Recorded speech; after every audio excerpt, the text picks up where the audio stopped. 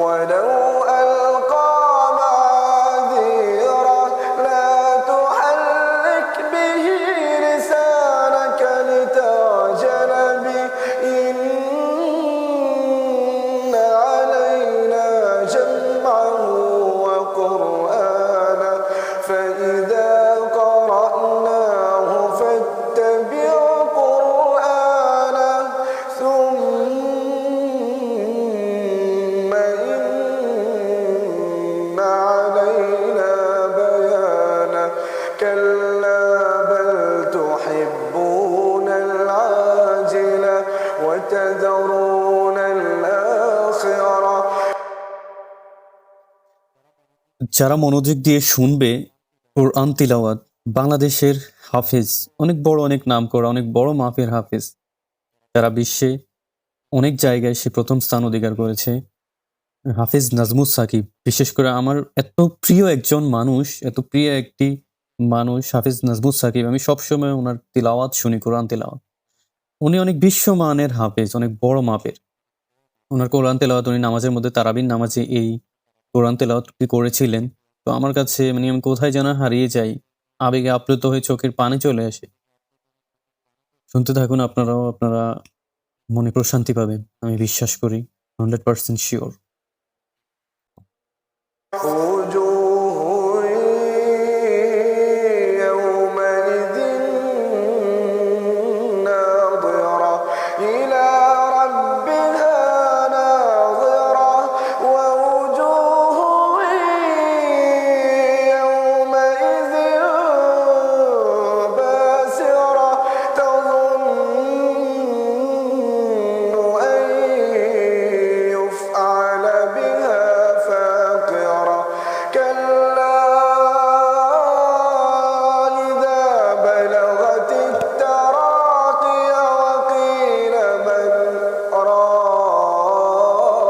راق وظن أنه الفراق والتفت الساق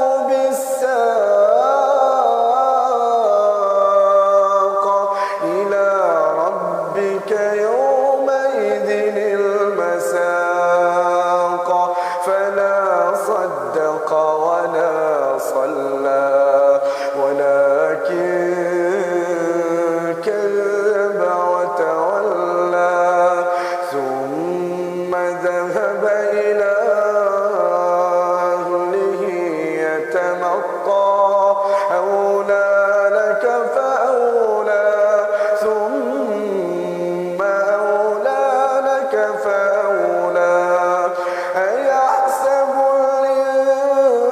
الإنسان أن يترك سدى ألم يكن نطفة من مني يمنى ثم كان علقة فخلق فسوى فجعل منه الزوجين الذكر والأنثى أليس ذلك بقادر على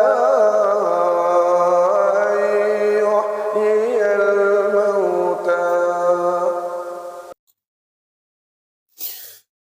সুবহানাল্লাহ, আলহামদুলিল্লাহ।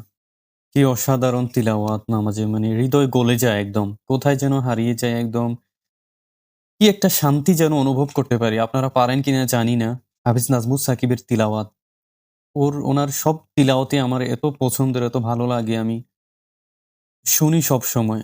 আপনার যখনই মন খারাপ থাকবে, আপনার মনে অশান্তি থাকবে, আপনার ডিপ্রেশন থাকবে, দুশ্চিন্তা থাকবে, আপনি এই কোরআন তেলাওয়াতটা শুনুন।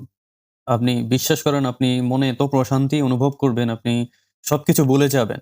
আপনি একবার শুনেই দেখুন কত শান্তির। মন দিয়ে আপনি মনোযোগ দিয়ে শুনতে হবে। আপনি আপনার হৃদয়ে স্থান দিতে হবে কোরআনকে, কোরআনের সুরকে। দেখবেন আপনি পৃথিবীর অর্ধেক শান্তি আপনি অনুভব করতে পারতেছেন। ঠিক আছে? আপনাকে কেউ শান্তি কুড়িয়ে এনে দিতে পারবে না। আপনার কোরআন তিলাওয়াতের মধ্যে আপনি শান্তি খুঁজে পাবেন। এত সুন্দর, এত সুমধুর হাফেজ নাজমুস সাকিবের কোরআন তিলাওয়াত। অনেক বড় একজন মাপের হাফেজ বাংলাদেশের। বিভিন্ন দেশে প্রথম স্থান অর্জন করেছেন, প্রথম হয়ে দেশে অনেক সুনাম বয়ে এনেছেন আমরা জানি। সবাই অবশ্যই চেনে। সবাই বেশি, বেশি কোরআন তিলাওয়াত শুনবেন। আর ভিডিওটি কেমন লেগেছে কোরআন তিলাওয়াতটি সবাই কমেন্টস করে জানাবেন কমেন্ট বক্সে। তো সবাই ভালো থাকবেন, সুস্থ থাকবেন। আর like, comment, share and subscribe করবেন সকলকে শোনার জন্য এবং সকলকে আল্লাহ তাআলা সেই তৌফিক দান করুক। সবাই ভালো থাকুন।